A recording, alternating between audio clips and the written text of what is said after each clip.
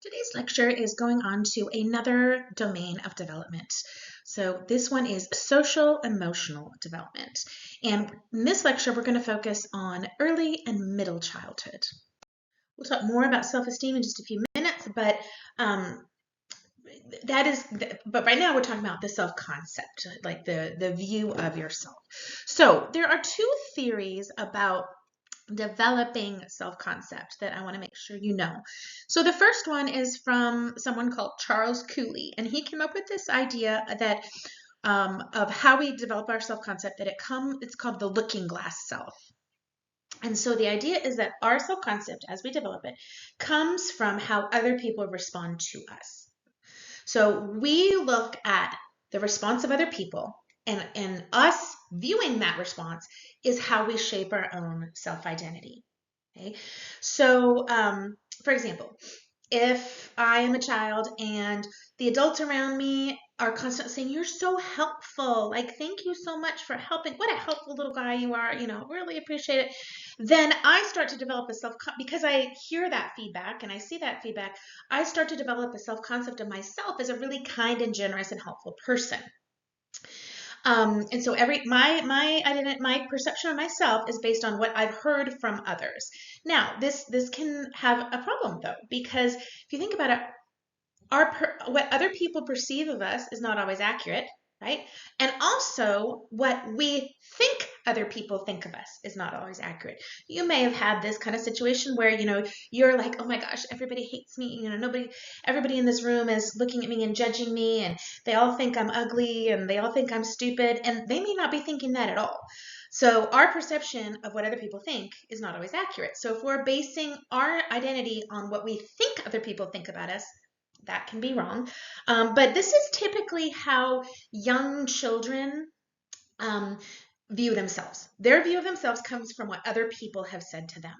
This is really common, like up through preschool. It kind of starts to fade out as we become more confident in life and we start having other ways to base our self-concept other than just what other people say to us.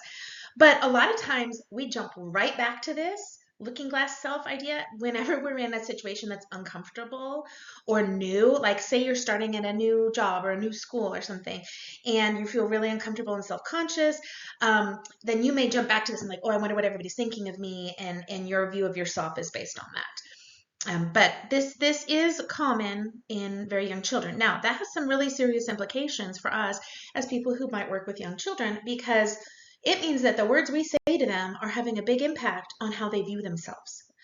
So we need to choose those words with care. Another theory comes from George Mead, and this is the I versus me theory. So Mead theorized that we start with an I concept of ourself, and then it becomes a me concept of ourself as we get older. So let's talk about what that means. The I self, or concept of yourself, is like where you're just acting on impulse. We're born with that, right? This is where we blurt out an answer, we say what we want to say, we do what we want to do. We show the emotions that we want to show. It's that less regulated self. That's the I. But as we develop through childhood, we start to develop a sense of me, which means that instead of it just being about my impulses, that's a combination of my impulses and thinking about how others are going to view me. So I'm going to learn, okay, people will think I'm more polite if I raise my hand before I yell, or people will think I'm kind if I don't shove in front of them and I let them go first, right? So we start to take into consideration other people. Now that's important and healthy. We don't want to be people pleasers and just live for other people and what they think of us, but we also do want to be considerate and take into account how what we do affects others. So with this theory, the I is sort of the immature self-concept, and as we mature and we develop more and more of that me. So we talked about what self-concept is, but let's just talk for a minute about the difference between self-concept and self-esteem, because they're not exactly the same thing. Self-concept is really just what you think about yourself, how you view yourself. It could be positive, it could be negative, it could be neutral, right? But it's just how you view yourself, what you think, who you think you are. Self-esteem, though, has an evaluation piece to it. So it's who am I and how do I feel about it? Like, do I feel worthy? How do I feel about myself? Now, actually, most children have naturally pretty high self-esteem. In early childhood, most children do have. Now, it depends on their experiences that they've had, right? If they've had a lot of criticism, abuse, things like that, then that's obviously going to affect it. But just developing naturally, most children do have pretty high self-esteem. But then later on, it becomes more tied to peer feedback or their own performance, right?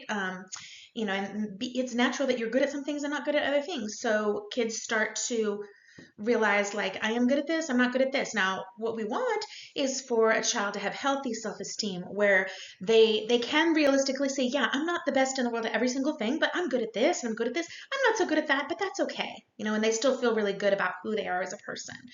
Um, Now, self-efficacy is a little bit different than self-esteem. And it's important to understand the difference here. So self-esteem is your overall feeling about your self-worth, your evaluation of yourself. But self-efficacy is the belief that I am capable of achieving what I want to achieve or of meeting a goal or an outcome. So I can have really high self-esteem and think that I'm a wonderful person, but also think, no, I can't do that. I can't, I want to do this, I want to do it, but I can't. It's too hard. So that would be having low self-efficacy. And so of course we want kids to develop high self-efficacy. We want them to have the understanding that, hey, I can do it if I try. I can, I'm smart, I'm strong, I'm capable, and I can achieve this. So an example is, a child that, is struggling to learn to read, maybe. Someone with low self-efficacy might say, well, I can't do this. I'm never gonna be able to learn to read. It's too hard. And the child with high self-efficacy might say, oh, this is hard. It's going to take me a lot of work. It might take me a lot, but I'm going to do it, right? So what affects a child's sense of self-efficacy? Well, one of the things that plays a big role is their locus of control. The locus of control is just your belief in what is causing outcomes. Okay? If you have an internal locus of control, you believe that you can influence what happens in life. If you have an external locus of control, you believe that what happens in life is due to outside factors, not due to yourself. Right? And so if you think about this makes a huge difference in how you're going to approach goals. Right? And if you can think about yourself and people and you can probably come up with some examples of, people who have an internal locus of control and people who have an external, right? With an internal locus of control, when something happens, or like when you succeed, you're going to say that, I worked really hard on that. I worked really hard, or when something's challenging, you're like, well, if I work hard enough, I can overcome it. Someone with an external locus of control thinks that everything is just luck, or it's other people, or it's circumstances. And so, I'm sure you've known people like this where, if something bad happens, it's just, well, I just always have the worst luck, or, oh, it's, nobody ever lets me get ahead, or, people are always out to get me or whatever. And this can be both positive and negative. If you have an external locus of control, if something goes well, you might be like, oh, it was just luck. It was just luck. It was just, and if something goes badly, you're like, oh, it's luck. Or it could be like other people are, out to get me or whatever. But you're not going to take responsibility for it yourself. You're going to think that something else is what made it happen. So a person or a child that has an external locus of control is going to struggle more with lower self-efficacy and have less motivation, because in their mind, there's no point in trying because you can't affect it either way. It's going to be good or bad just based on external things. You can't affect it. Whereas if you have an internal locus of control, you believe that, you know what, I can change this situation. So here's an example. Let's say you have a child does really well on a test. Someone with an internal locus of control might say, yeah, I really studied hard for that test. I put a lot of time in that. That must be why I did so well. Whereas someone with an external locus of control might say, oh, that test was really easy. God, it must have been just like the easiest test ever because I did so well. Both kids did well, but one thinks that they caused it and the other thinks that it's just circumstance, right? So when a child has an external locus of control and low self-efficacy, we can develop something called learned helplessness. This is a really important concept for you to understand. I want you to be able to recognize where you see learned helplessness in kids. Because this is where a kid over and over, just if they fail, and we all fail, everybody's going to fail, especially when you're learning new things as a kid, right? There's a lot you need to learn. You're going to fail. But if children are always attributing things to outside factors when they fail, I'm sorry, I said that backwards. If kids are always attributing it to themselves, right, when they fail, but external factors when they succeed, okay? So let's say they fail, like, instead of saying, well, that was really hard and I guess I need to keep trying, they just say, well, I'm just dumb. I can't do it. So they feel like the factors that cause them to fail can't be changed. They feel like they can't be changed. Then they will stop trying. And so often what happens with this, a couple things can cause learned helplessness. One is they fail over and over and no one helps them. And so they're continually failing and they're not getting any better or having any growth, and they're just like, forget it. Like, I can't get any better. But there's another way that learned helplessness comes. And this is actually much more common, and you see this a lot in schools, and that is overly controlling environment. So if parents constantly swoop in and save the day for their kids or help them or bail them out of a problem or do it for them, doing things for them is often a problem that leads to learned helplessness. Then kids learn that, well, I can't do this. I don't have any internal locus of control. I can't control this. That must be why my mom needs to come and do this for me all the time, because I just can't do it. So in those overly controlling environments, kids will give up because they're like, well, I guess I can't do it, right? So how can we as educators help develop or help prevent learned helplessness? One thing is that we can really focus on effort rather than results. So it is great to praise when children do succeed at something. We want to do that. But we also should praise when we see hard work happening. So, like, wow, I saw that puzzle was hard, but you kept working on it and you didn't give up, even though it took you a really long time.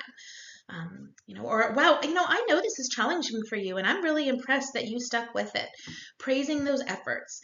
Letting kids have challenges. Now, they gotta be manageable, but letting kids have challenges so that they can be successful. Don't just only let them do things that are easy. Let them do things that are challenging. But give them the support they need to be successful. And then we really want to teach kids a growth mindset. And that's a big buzzword in education, and you'll hear a lot more about that. But the idea of growth mindset is that things aren't fixed. Things aren't the same. Things aren't always going to be the same. You can change. So, one of the keys to growth mindset is you add the word yet. So, if a kid says, well, I just can't read, we say, you can't read yet. Or if they say, well, I'm just not good at drawing. Well, you're not as good at drawing yet, but you can get better if you try. And that establishes that idea that, it's not just helpless. I can change through effort. And that's super, super important. I want you to keep that idea of growth mindset in mind. That's definitely something you're going to want to carry with you into your education career. So we've talked about how in early and middle childhood, children are developing self-concept, self-esteem, self-efficacy. Now let's talk about another very important thing to develop, and that is self-control. So what is self-control? Self-control is the ability to manage your impulses and your emotions and your behaviors in order to achieve what your long-term goals are. And so how do you have self-control? Well, there's two pieces to having self-control. You need to have response inhibition, meaning you need to have the ability to suppress behaviors that are not going to help you, right? So you might have an impulse to grab something from someone, but you're not. You might have an impulse to hit someone in the face when they make you mad, but you're going to inhibit that impulse, right? So response inhibition. And then we also, the other part of self-control is developing delayed gratification. So being able to wait for a reward rather than immediately grabbing whatever's available. So both of these are necessary. Response inhibition and delayed gratification are both very necessary to develop self-control. So there's a very famous experiment on self-control that I want you to be familiar with. It's called the marshmallow test. And it talks a lot about delayed gratification and self-control. So in the resources tab, there is a link to this video, and I want you to go ahead and watch it. It's important that you see this.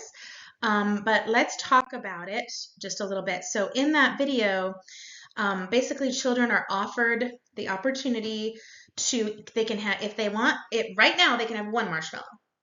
But if they're willing to wait for a few minutes until the teacher comes back, then they can have 2 marshmallows. And so, it's looking at which kids are able to control themselves and say, okay, I'm going to wait because I want more, so I'm going to wait till later, or those that can't wait till later and just go ahead and grab the marshmallow, even though it means they get fewer marshmallows. So what that study found is that the kids in that experiment who were able to have the self-control, who were able to delay gratification at 4 years old, that predicted all kinds of great things that would happen for them later in life. So it was predictive of better academic achievement, better stress management, and healthier habits. So just overall, good things in adulthood, you could predict those from whether at 4 years old they were able to have the self-control to delay gratification.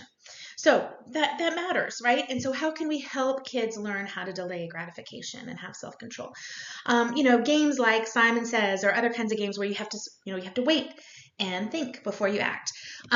We can really teach kids and model for kids how to do coping strategies. We all have moments where we are feeling impulsive and just want to react, and we can teach them, okay, before you react, stop, think, do some deep breathing. How can you delay your response? And then we can help kids have consistent routines so that they have predictability and they're able to regulate themselves better. Back at the beginning of the course, we talked about Erikson's psychosocial stages. And these, we talked about, they go all the way through life, right? And at each stage of life, there is a crisis that you have to resolve, right? There's something versus something else. You have to resolve that crisis or that conflict in order to move on to the next stage and be emotionally healthy. And so we already looked kind of at an overview of this, but I want to specifically look at the ones that are important in early and middle childhood. So we're going to look specifically here at early childhood, which is autonomy versus shame and doubt, and preschool. We're going to look at preschool, which is initiative and guilt versus guilt, and we're going to look at school age, which is industry versus inferiority. So these two are the ones that we're going to focus on in this lecture. So initiative versus guilt.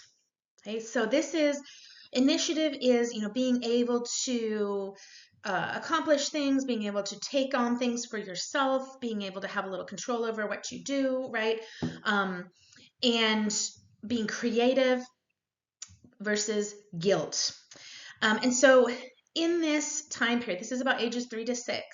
So children begin to have a little bit of control and power through play and through social interaction with others. They can ask questions. They can take initiative in things. They can pretend things. They can explore new tasks. And so if children are able to explore all these new things and develop a sense of initiative and creativity and confidence in trying new things, then they've successfully resolved this crisis for initiative. But if a child has an over-controlling environment where they're never allowed the freedom to try new things, to be creative, where they're constantly criticized and so they don't feel confident, then at this stage they end up with guilt instead. And so that kind of suppresses their desire to go out and explore and to learn and to grow. So, a child who maybe plays a make-believe game and other people respond positively to that and they're able to, they're like, I'm going to be a dinosaur, look. And they say, rah, and everyone's like, oh, you're so scary. That's so fun. What a good dinosaur. And, they are able to be creative and do things, try new things, they're going to feel like, yeah, I'm capable.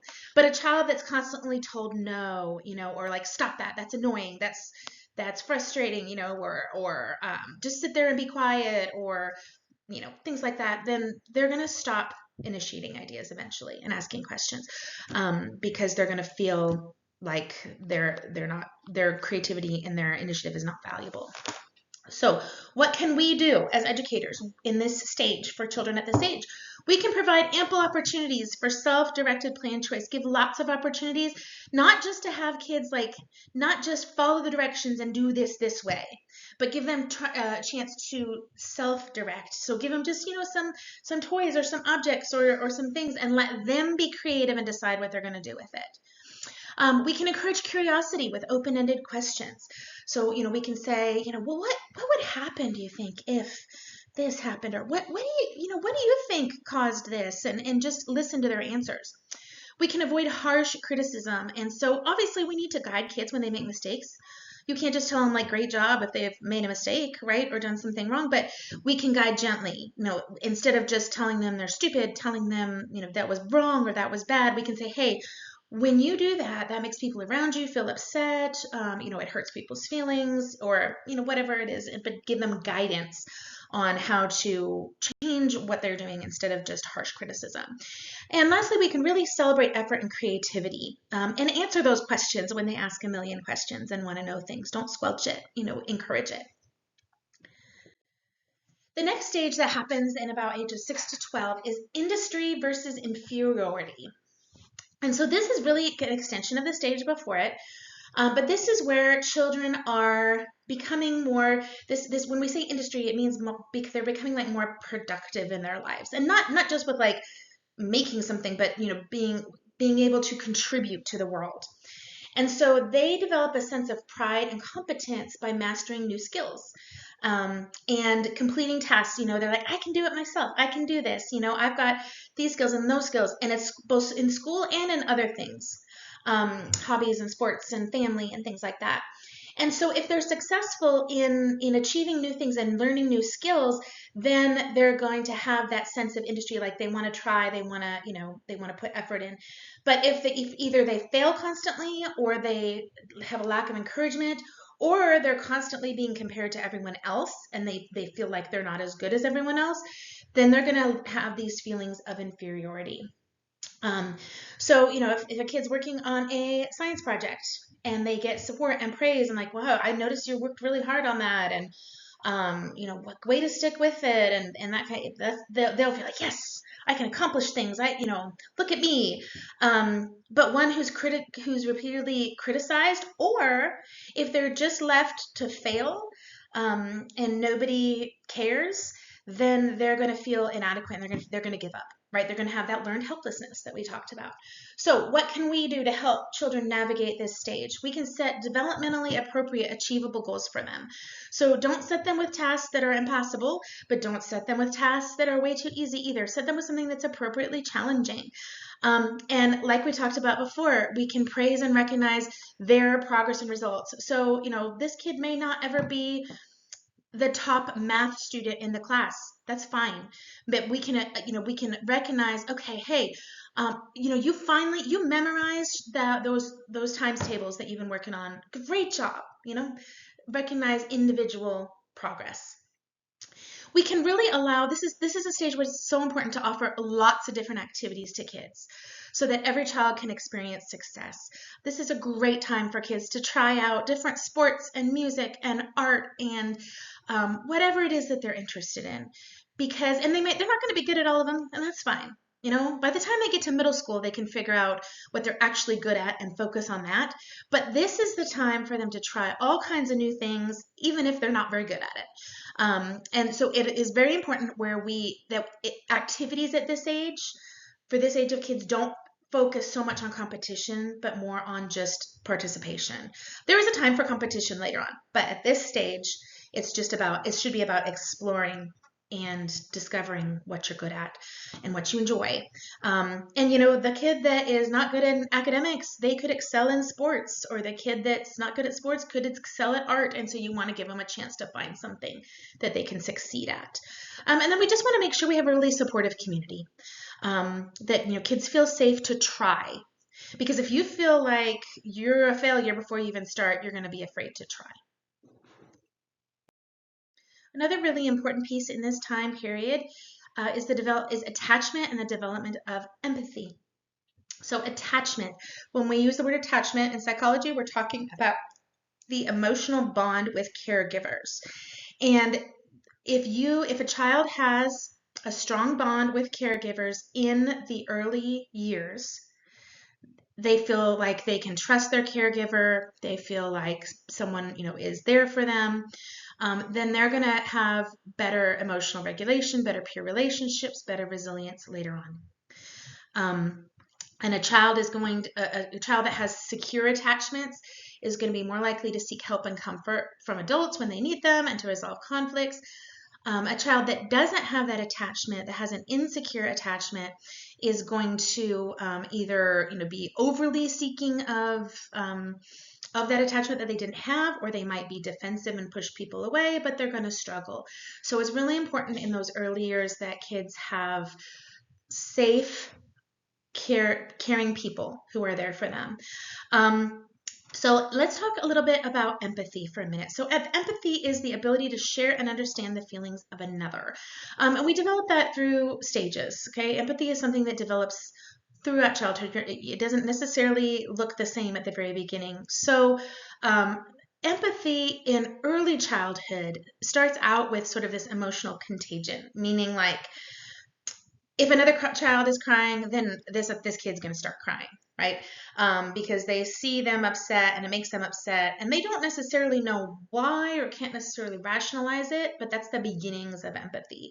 In middle childhood, they develop the ability to really look at someone else's perspective, and we talked about that with cognitive development, right? So this isn't going to necessarily develop until they get to that stage of cognitive development where they can actually understand that someone else has a different point of view from them. But once they get that, they can look and they can say, oh, how would I feel if I were in that situation? And they can think about how to help someone else. So obviously we want kids to have empathy, right? So how can we encourage that? Well, we can discuss, if we're reading a story and someone's having a problem in the story, a character is upset or feeling some kind of emotion, we can talk about that. How are they feeling? How would you feel if you were in their shoes? How could someone if a friend were having that situation, how could you support them? And then we can encourage cooperative play and group problem solving. So encourage kids to interact with others.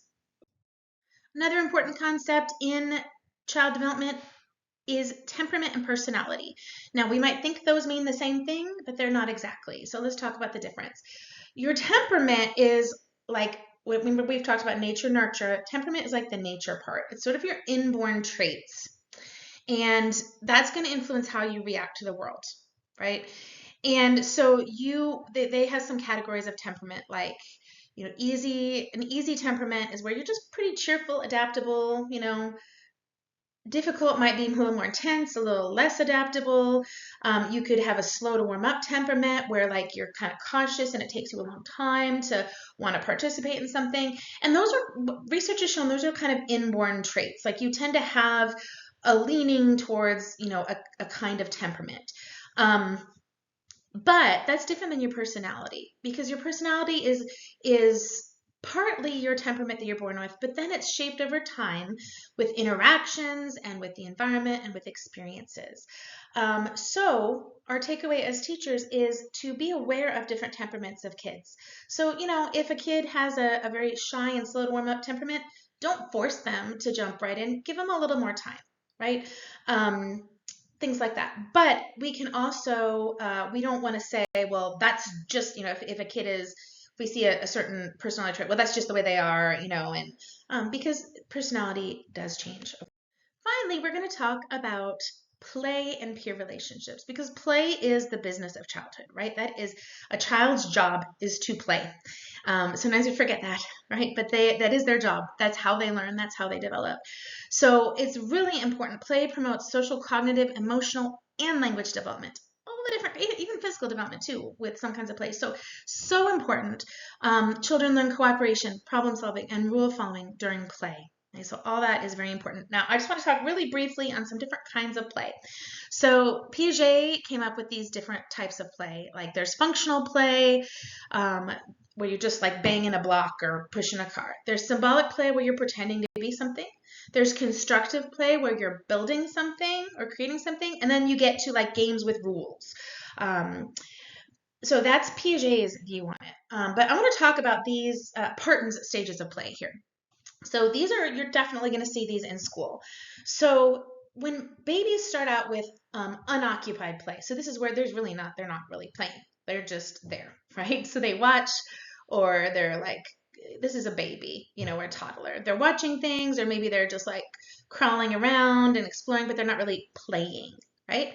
Then we get to solitary play, which is where a child, they're doing their own thing. They're building their blocks or whatever they're doing, and it's them, right? There's on the next stage that they get to, and these usually go in order like this, is onlooker play, where they'll watch other kids play, but they're noticing, they're not just focused on their own. They're watching other kids, but they're not necessarily going to join in. Parallel play is where kids play side by side with toys, but they're not really playing with each other or interacting with each other. They're playing next to each other. And so this is something you see in preschool a lot. Like, two kids are both playing trucks and they're vroom vrooming next to each other, and they're like, my truck's going fast, my truck's going even faster, but they're not in any way like, they're not really playing a game together. They're just both playing next to each other. And sometimes teachers or adults will try to get them to play together, and it's like they're not developmentally ready for that. They're still at the stage where, playing with someone just means they're next to me, right? But then we get into associative play, and this starts to develop around 3.5 to 4.5 years old. And this is where kids they're starting to interact when they're playing. It's not like a coordinated thing. They're not playing like a whole scenario or something, but they might be both playing with their trucks and they're sharing them. Or they might be both coloring and they both have their own paper, but they're like, do you want to use my green? Or I like your picture, and they're sort of interacting. Cooperative play is where they're actually doing something together. So like let's build a castle. Okay, you put the blocks there. I'm going to put the blocks here. Oh, let's make a fence. Okay, I'll get the pieces, right? And they're putting it together. Or they're playing a board game where they take turns. So this is something that usually really doesn't develop until about 4.5, 5 years. So preschoolers, this may be beyond them, honestly, this type of play. So we've talked about play a little bit. Now let's talk about friendship. How does friendship develop during early and middle childhood? Well, there's stages to friendship too. You really can't say infants and toddlers don't really necessarily have friends. It's just whoever they're is in the room with them at the time. But we first see friendship starting to develop around 3 years old. Okay? And from 3 to 6 years old, we have this stage 1 friendship. Momentary playmateship. So that's just, you're my friend if we're playing together. That's it, right? So this is where, two kids are at the playground and like, push me on the swings or, chase me, and they're friends. And then they may never see them again, but they're friends because they were playing together. Or at preschool, this kid and I both play cars every day. He's my friend. They're friends because they play together, or they're nearby and they're doing activities together. Then we start to develop stage 2 of friendship, where it's like a one-way friendship. This is pretty common between 5 and 9. So children see friends as people who do things for them. They're not totally getting the concept that you should also do things for those friends. It's more like, my friend, so-and-so is my friend because she gives me crackers, right? And this makes a lot of sense when you think about that at this stage. Cognitively, kids are not able to take someone else's perspective and understand someone else's perspective. So it's really hard for them to think about like what my friend gets out of the friendship. It's all about what I get out of the friendship, right? So if someone's nice to me, they're my friend. If someone's mean to me, they're not my friend, right? Stage 3 is where you get into understanding kind of that two-way thing, but it's still definitely, it's like fair weather friends. So it's more like, okay, friends, like I do things for them and they do things for me, but they still feel like it has to be equal. Like, well, but if I do things for her and she doesn't do them for me, then we're not friends, right? Um, there's more stages that go later, that come along later in adolescence, but this is about the limit for where uh, early childhood, middle childhood friendships go. Most of the time, they don't get beyond that um, reciprocal, like you do things for me, I'll do things for you, but it's got to be fair kind of concept. But friends do become increasingly more important as kids get older through middle childhood. So by the time they're in elementary school, about 30% of kids' interactions are with their peers rather than with their family. So it's really important. Peer relationships are really important for kids learning social norms, learning how to regulate their emotions, and for conflict resolution. So this is where, friendships are where you learn how to compromise and you learn how to negotiate and you learn how to be assertive, um, things like that. So what can teachers do? Well, they can model and coach how you solve problems, right? So teach kids how to say, I was upset when you said that to me, or teach kids how to take turns, teach kids how to listen actively to what their friends are saying. So these are not skills that necessarily just come naturally. They do have to be learned, and we can help kids with that. So this was a lot of information, but some key takeaways that I want you to remember: that emotional and social development are the foundation for future relationships and academic success and all kinds of things. So it's important that we help kids with this in this age, because they're developing self-concept, empathy, self-control, friendship, all those kind of things. Those are a big deal in this age. And we can help by providing a supportive environment, guided practice, and being responsive and caring to children.